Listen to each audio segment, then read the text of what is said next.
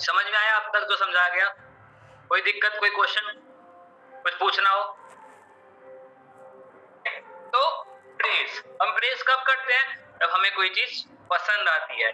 जब हमने पुत्र के बारे में सुना और हमने जाना कि हमने जब पुत्र के ऊपर विश्वास किया, पुत्र के नाम पे विश्वास किया, तो पुत्र ने हमारा रिश्ता हमारे बाप के साथ फिर से जोड़ दिया।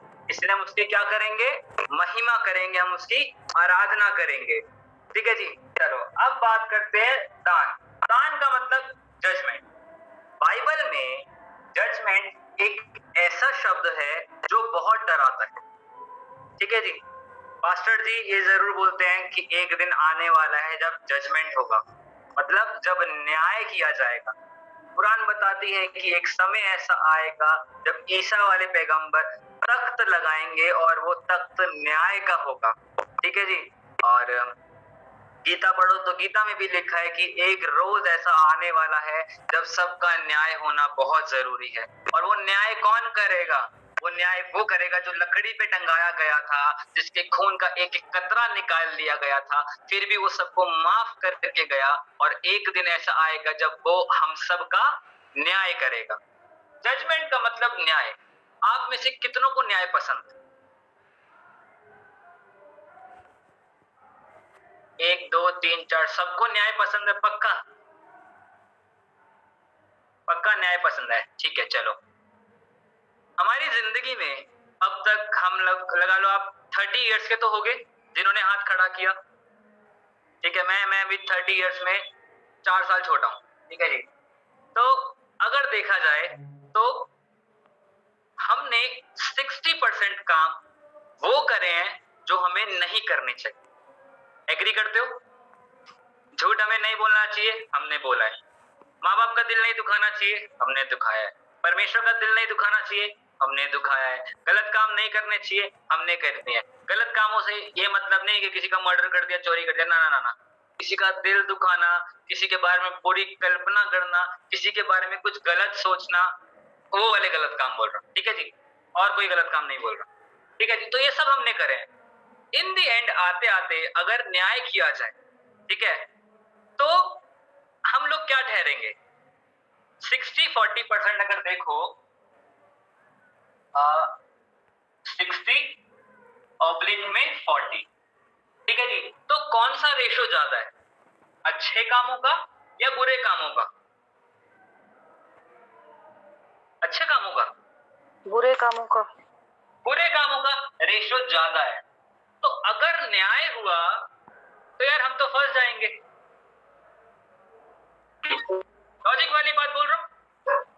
जिस दिन हमारा न्याय हुआ, 60% हमने वो काम करे जो अच्छे नहीं है, जो परमेश्वर को पसंद नहीं है, हम तो फंस जाएंगे। और अगर हम फंस गए तो फिर हम स्वर्ग तो नहीं जा पाएंगे। फिर हम जहां जाने की सोच रहे हैं वहां तक तो नहीं पहुंच पाएंगे। इवन 50-50 का भी रेशो नहीं है कि चलो ना इधर के रहे, ना घर के रहे, ना घाट के रहे, बीच में अटके हुए हैं। अभी तो हम घाट के हुए पड़े हैं, घर के तो हो नहीं रहे हैं, है ना? तो ऐसे में न्याय हुआ तो कहां जाएंगे? क्या आप परमेश्वर के पास जा पाएंगे? हाँ जा पाएंगे, उनसे माफी मांग के, वो गलतियां दोबारा ना करके। ठीक है। पिछली क्लास में हमने पढ़ा था मेजर्स फॉर मेजर्स, पढ़ा था। नाप के बदले नाप। गलत करा है तो भुगतना पड़ेगा बेटा। अच्छा लगे बुरा लगे, तूने ये बीज बोया है तो तुझे फसल काटनी पड़ेगी। नीम बोया है तो आम तो नहीं आ सकता ना, है ना? कड़वे बीज बोए हैं तो आम तो नहीं मिल सकते आपको, ना सेब मिलने वाले, चीकू भी नहीं मिलेगा आपको। कड़वा है तो कड़वा ही काटना पड़ेगा। लेकिन एक खुशखबरी है, जिस क्षण हम प्रभु पे विश्वास करते हैं, हम प्रार्थना करते हैं कि प्रभु हम तेरे लहू से धुल गए हैं, तूने हमारे लिए लहू बहाया है ताकि वो जजमेंट हमारे ऊपर से पास ऑन हो जाए, तो वो जजमेंट हमारे ऊपर नहीं रही। जब मूसा के समय में वो मरी, फिरौन ने वो मरी भेजी थी, सॉरी परमेश्वर ने मरी भेजी थी कि सारे पहलौठे मर जाएंगे। वो क्यों? जजमेंट के कारण। फिरौन ने क्या बोला था, मैं किसी को नहीं जाने दूंगा। परमेश्वर ने जजमेंट दिया वहां पे कि अगर मैं तेरे कुल को ही ना रख छोड़ूं तो ये सब तो क्या कर लेगा। हम अगर कमा रहे हैं तो ऑब्वियसली हमारे बच्चों के लिए, हमें पता है हमने एक दिन छोड़ के चले जाना सब कुछ, बाद में किसके काम आएगा, हमारे ऑफस्प्रिंग के, हमारी अगली पीढ़ी के लिए। लेकिन अगर अगली पीढ़ी ही नहीं है तो क्या फायदा रहा आपका कमाने का, क्या फायदा रहा आपके जीने का, क्या फायदा रहा आपके किसी भी काम करने का। वहीं पे परमेश्वर ने एक बात को सिद्ध करके दिखाया कि जिस घर के ऊपर वो लहू लगा होगा, उस मेमने का लहू लगा होगा, उस घर के ऊपर जजमेंट पास ऑन हो जाएगा, वो जजमेंट आपके ऊपर नहीं आएगा। वैसे ही पुराने नियम में मूसा के तंबू के अंदर जो महापवित्र स्थान था, अति पवित्र स्थान था, साल में एक बार जाके याजक उसके ऊपर क्या छिड़कता था, मेमने का लहू, निर्दोष मेमने का लहू। किस लिए, ताकि जो जजमेंट आ रहा है वो टल जाए, वो उस जजमेंट को, मतलब जजमेंट हमारे ऊपर ना आए। वैसे ही जब हम यीशु मसीह के लहू से धुल चुके हैं तो हमारा जजमेंट पास ऑन हो चुका है। अब हमारे ऊपर दंड की कोई आज्ञा नहीं है। आप कितने अच्छे काम कर लो, आप कितनी माफिया मांग लो, आप कुछ भी कर लो, परमेश्वर का वचन साफ कहता है कि तेरे अच्छे काम मेरी नजर में मैले चिथड़ों के समान है। तो इतनी अच्छी व्हाइट शर्ट मेरे लिए लेकर आया, लेकिन उसके यहीं पे इतना बड़ा गोला दिख रहा है, मैं क्या पहनूं। तू अपनी तरफ से बेस्ट कर रहा है, लेकिन तेरी छोटी छोटी गलतियां उसके अंदर वो छेद कर रही हैं। लेकिन कोई बात नहीं, क्योंकि तू मेरे लहू से धुला है, क्योंकि तू यीशु के लहू से धुला है, इसलिए मैं वो शर्ट भी पहनूंगा तेरे लिए और अच्छा बन के दिखाऊंगा कि देख, तूने गलतियां करी, तूने पाप करे, तू विश्वास योग्य नहीं रहा, लेकिन मैं अपने हर एक वादे में विश्वास योग्य हूँ। मैं ना तुझे छोड़ता हूँ, ना कभी त्यागता हूँ। और एक बात को हमेशा याद रखिए कि कभी भी प्रार्थना करें तो इस बात को सोच के प्रार्थना मत कीजिए कि मैंने गलत किया, मैंने अच्छा किया, आज मैं जा सकता हूँ प्रभु के पास, आज नहीं जा सकता प्रभु के पास। ना ना ना ना ना, आप प्रभु के पास इसलिए जा पा रहे हैं क्योंकि वो चाह रहे हैं आपको अपने पास बुलाना। आप अपने आप से नहीं जा सकते उसके पास। जब तक पिता ना चाहे तब तक कुछ भी नहीं हो सकता। जब वो पिता चाहेगा तब ही आप कर पाओगे। बहुत सी चीजें रोकेंगी, टोकेंगी, नीचे गिराएंगी, पैर खींचेंगी, डरना नहीं है। अगर अड़े रहोगे, अगर खड़े रहोगे तो प्रभु का हाथ आपको थामने के लिए सदा तैयार है। गिर गए हो, डजंट मैटर, धर्मी चाहे 7 बार गिरे फिर उठ खड़ा होगा, लेकिन एक मौका तो दे के देखो परमेश्वर को, उसके लहू से एक बार धुल के तो देखो। जितनी भी जजमेंट है सारी पार हो जाएगी, जितनी भी दंड की आज्ञा है सारी क्रॉस हो जाएंगी, जो भी गलतियां सब लांग जाएंगी, जितनी दुष्ट आत्माएं आ रही हैं सब आगे चली जाएंगी, जितने मौत के फरिश्ते आ रहे हैं सब आगे चले जाएंगे। क्यों? क्योंकि आपके ऊपर यीशु ने अपना लहू स्वयं लगाया है और आप वर्दी हो, आप इस काम के योग्य हो, इसीलिए उसने वो 2022 साल पहले अपने लहू को बहा। अगर आप वर्दी नहीं होते ना, मैं सच्ची कह रहा हूँ, आप भी दुनिया की तरह कहाँ पे कहाँ होते और आज पता नहीं कौन कौन से त्योहार मना रहे हो। लेकिन परमेश्वर ने आपको योग्य जाना है और आपको योग्य जानने के लिए उसने बतेरों को अयोग्य जान लिया। अब समय है कि हम अपनी योग्यता को साबित करें।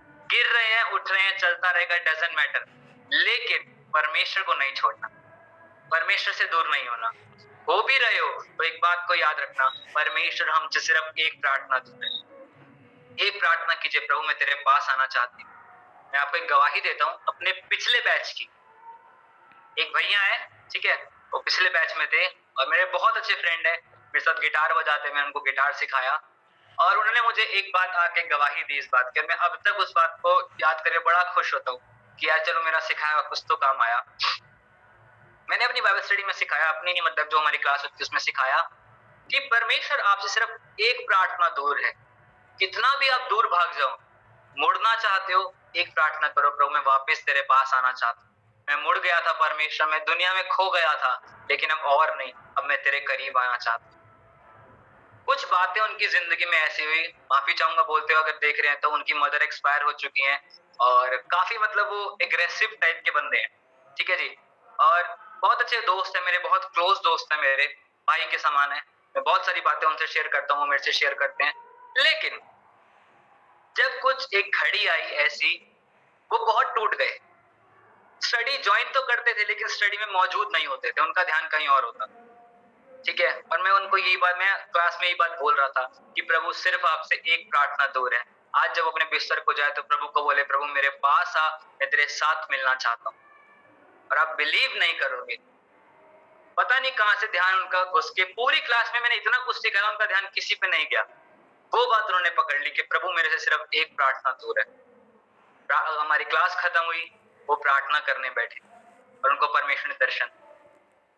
इतने समय से वो परमेश्वर दूर दूर दूर भाग रहे थे, परमेश्वर मैं तेरे पास नहीं आ पा रहा, परमेश्वर मैं ये नहीं कर पा रहा, वो नहीं कर पा रहा। लेकिन जब सीखा कि प्रभु तू मेरे से बस एक प्रार्थना दूर है, सच्चे मन की प्रार्थना एक दूर है, उन्होंने प्रार्थना किया, घुटने टेका, उन्होंने बोला प्रभु बहुत हो गया, अब और नहीं प्रभु, अब मैं तेरे पास आना चाहता।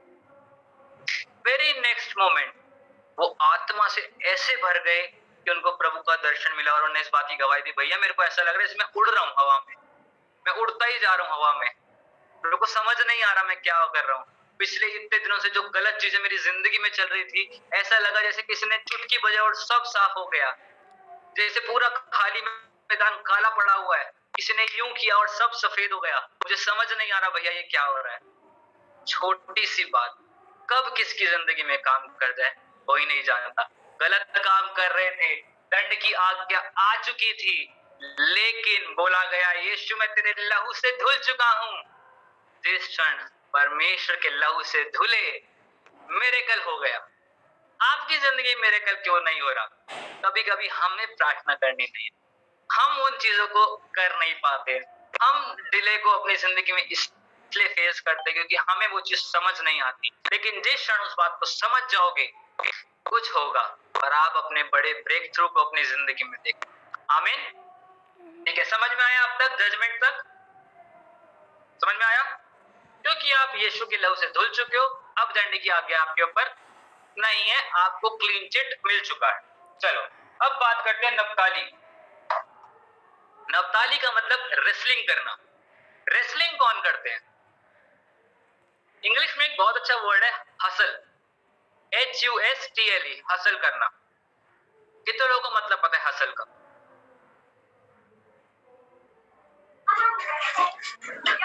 कंपटीशन नहीं, हसल का मतलब होता है जद्दोजहद करना किसी चीज को पाने के लिए। मेरे को ये एसी की पंखा उतारना है, ठीक है, तो मेरे को जद्दोजहद करनी पड़ेगी अगर मुझे वो काम करना नहीं आता है। आपको सब्जी बनानी है और आपको सब्जी बनानी नहीं आती है तो आपको जद्दोजहद करनी पड़ेगी। नमक कितना डालूं, मिर्ची कितनी डालूं, मसाला कितना डालूं, नमक कम ना हो जाए, कम हो गया तो कोई दिक्कत नहीं, बढ़ जाएगा, लेकिन बढ़ गया तो दिक्कत है, घट नहीं पाएगा, मिर्ची ज्यादा हो गई तो भी दिक्कत है, ये हो गया, 10 बातें दिमाग में आएंगी। जद्दोजहद एक चीज को करने के लिए उसको कहते हैं हसल करना, किसी चीज के लिए बहुत ज्यादा हसल करना। रेसलिंग में क्या होता है? किसी से जीतने के लिए जद्दोजहद करना। अगर मैं बोलूं जाओ दो बंदो लड़ो, ठीक है, जो जीता मैं उसको अपना फोन दे दूंगा, तो क्या करेंगे? वो एक दूसरे चढ़ाई करेंगे, उसको मारेंगे, पीटेंगे, हाथ खींचेंगे। क्यों? क्योंकि मुझे वो फोन चाहिए। मसीह लोगों की जिंदगी में ना आज ये बहुत है, मसीह लोग बहुत रेसल कर रहे हैं, बहुत ज्यादा कुश्ती लड़ रहे हैं अपने विश्वास में, अपनी आत्मिकता में, अपनी वफादारी में, अपने फाइनेंस में, अपने घर में, अपने रिश्तों में, हर चीज में लगा लो। सबसे ज्यादा मसीह लोग रेसल कर रहे हैं। जिस भी मसीह से पूछ लो भाई क्या हो गया, आए मेरी ते कमर विच दर्द नहीं जानदा, मेरी ते बहू नहीं सुनदी, मेरा ते बेटा नहीं सुनदा, ए हो गया, ओ हो गया। क्यों? आप मसीह को मानते हो, ठीक है, मसीह ने बोला तू मेरे नाम से जो बोलेगा वो मैं कर दूंगा, मैं तेरे मुंह के फल का क्या हूं? सृजनहार हूं, तू जो बोलेगा मैं करूं। बात क्या कर रहे हैं? मेरी ते वोटी नहीं सुनदी, मेरी ते बहू नहीं सुनदी, तुम बोल ही रहे हो तो क्यों सुनेगी वो? मेरे तो पैसे नहीं आंदे, मेरे तो पैसे नहीं आ रहे, वो मेरे पैसे खा गई, वो इंज है, वो ओंज है, पता नहीं दुनिया भर की क्या क्या बातें। मुंह के वर्ड्स खुद हमें रेसल करने पे मजबूर कर देते हैं। होता है ऐसा? मैं आपको एक टेस्टमनी देता हूँ। मेरे एक अंकल है, मैं जान मतलब अब तो खैर जान पहचान नहीं है, तो उन अंकल का जो बेटा था वो पढ़ाई में बड़ाई बहुत बढ़िया था, मतलब नीचे से फर्स्ट आता था वो, ठीक है जी। तो उस टाइम पे हमारे टाइम में 3 सेमेस्टर होते, फर्स्ट टर्म, सेकंड टर्म और फाइनल टर्म, ठीक है। फर्स्ट टर्म में उसका पक्का था कि उस लड़के को फेल होना है, बिल्कुल एकदम। अभी से लेके जब तक मैंने उसको देखा, उसका पक्का था कि फर्स्ट टर्म में उसको फेल होना ही होना है, और वो होता था, ठीक है। सेकंड टर्म में फिर फेल हो जाता था, लेकिन थर्ड टर्म में उसके मार्क्स बहुत अच्छे आते। तो एक बार मैंने पूछा, अंकल जी क्या खिलाते हो अपने लौंडे को तुम? ऐसी मैंने मतलब मजे मजे पूछ लिया, मैं क्या खिलाते हो अपने लड़के को तुम? कह रहे बेटा मैं तो कुछ ना खिलाता। मैंने कहा तो पहले तो हर साल फेल होता जाता है ये, और फिर आखिरी में जाके बाजी मार लेता है, ये तो तुम कुछ और ही करवा रहे हो उसके ऊपर। फिर उन्होंने मुझे एक बात सिखाई, वो एक मसीह थे और उन्होंने मुझे एक बात सिखाई। अरे बेटा जो पहले के 2 सेमेस्टर होते हैं ना, हम इसे कुछ नहीं बोलते, हम कहते हैं तो कर, तेरे को जो मर्जी करना है। लेकिन जो लास्ट सेमेस्टर होता है ना, उसमें हम चिंतित होकर प्रभु को बोलते हैं, प्रभु हमारी चिंता तेरी चिंता है, हम नहीं लड़ सकते इससे, क्योंकि हमारी नहीं सुनता। और वो लड़का ऐसा इतना जिद्दी कि अगर वो पिट भी रहा होता था ना, तो बोलता था मेरी बेल्ट लेके मेरे को ही मारोगे, कम से कम मुझे मारने के लिए पापा की बेल्ट तो लो। इस तरीके का बंदा था वो, ठीक है जी, बहुत ही लड़का, ठीक है। अब मैंने अंकल से पूछा, मैंने कहा यार अंकल तुम कुछ तो कर रहे हो। तो जब उन्होंने मुझे बात बोली कि बेटा लास्ट सेमेस्टर जब आता है तो हम सिर्फ प्रभु के घुटने टेकते हैं कि प्रभु 2 सेमेस्टर हमने देख लिए, अपनी जद्दोजहद चला ली, लेकिन हम विश्वास करते हैं कि प्रभु तो इसको अच्छे नंबरों से पास करेगा। हमें विश्वास नहीं है ये क्या पढ़ रहा है क्या नहीं पढ़ रहा, हमने ट्यूशंस भी लगवा ली, स्कूल भी भेज दिया, सब बढ़िया कर लिया, कुछ समझ नहीं आ रहा, लेकिन तू इसकी जिंदगी में काम करेगा। और फाइनल टर्म आते आते वो बहुत अच्छे नंबरों से पास होता था। उस बात से मैंने इस बात को सीखा कि हमारे फाइनल कन्फेशन कितने ज्यादा महत्वपूर्ण है। एक चीज को करने के लिए दुनिया क्या कह रही है वो इतना मैटर नहीं करता, एक चीज को करने के लिए आपके कन्फेशन कैसे हैं वो ज्यादा मैटर करता है। दुनिया कह रही है आप कुछ नहीं कर पाओगे, कुछ नहीं कर पाओगे, कुछ नहीं कर पाओगे, लेकिन अगर आपके मन के अंदर भी यही चल रहा है कि मैं कुछ नहीं कर पाऊंगा, तो परमेश्वर भी कुछ नहीं कर पाएगा आपकी जिंदगी में, क्योंकि आप खुद वो कन्फेशंस कर रहे हो, आप खुद रेसलिंग को अपनी जिंदगी में ला रहे हो। लेकिन दुनिया कह रही है आप कुछ नहीं कर पाओगे, आप फिर विश्वास कर रहे हो प्रभु तू मेरे साथ है तो मैं कुछ तो करके दिखाऊं। फाइनल वर्ड किसका होना चाहिए, दुनिया का या परमेश्वर का? फाइनल रिपोर्ट किसकी होनी चाहिए, दुनिया की या परमेश्वर की? फाइनल जो थिंग होती है वो किसकी होनी चाहिए, फाइनल रिजल्ट किसका होना चाहिए, दुनिया का या परमेश्वर का? करते कराते आपको देना किसने, परमेश्वर ने या दुनिया ने? दुनिया आपको एक वक्त का रोटी खिला सकती है, लेकिन 4 वक्त की गाली आपको मुफ्त में दे सकती है। लेकिन परमेश्वर आपको सदा जय के उत्सव में लेके चलेगा विदाउट कोई गाली दिए, सिखाएगा, करेक्ट करेगा, लेकिन अपने बच्चे के सर को नीचा नहीं होने देगा। आज मैं अपनी बात करूं तो मैं बहुत गिरता हूं, बार बार गिरता हूं, डेली गिरता हूं, कभी किसी नई चीज में, कभी किसी नई चीज में, लेकिन धर्मी चाहे गिर जाए तो भी उठ खड़ा होता है। बस एक बात को बोलता हूँ, प्रभु I am still a failure. मैं जब भी रात को प्रार्थना करने जाता हूँ मैं ये बात बोलता हूँ, प्रभु मेरे से नहीं हो पा रहा। अक्सर मैं इस बात के लिए रोता हूँ, प्रभु बहुत हो गया, मेरे से नहीं हो पा रहा। और इवन मैं कभी कभी ये बात भी बोलता हूँ कि प्रभु तूने गलत इंसान को पास्टर बना के खड़ा कर दिया, मैं नहीं हूँ इस लायक, मेरे से नहीं हो रहा है। लिटरली मैं इस बात को रोते रोते इस बात को बोलता हूँ। मन्ना इस बात को जानती है, जब हम प्रार्थना करते हैं तो अक्सर मेरी प्रार्थना में यही बात होती है, प्रभु तूने एक गलत इंसान को चुन लिया है, तूने जिस इंसान को चुना है ना वो तेरा काम नहीं कर पा रहा है। वो यहाँ पे आके 1.5 घंटे के लिए अच्छे से बोल तो लेता है, लेकिन पीछे बार बार बार बार बार बार गिरता चला जाता है। लेकिन प्रभु एक बात बोलते हैं, मेरा अनुग्रह तेरे लिए का। परमेश्वर, कल मैं एक चीज को पढ़ रहा था, इस बात को सोच के बड़ा दुखी हो गया था। परमेश्वर तूने एक गलत बंदे को चुन लिया, तूने सही बंदे को नहीं चुना।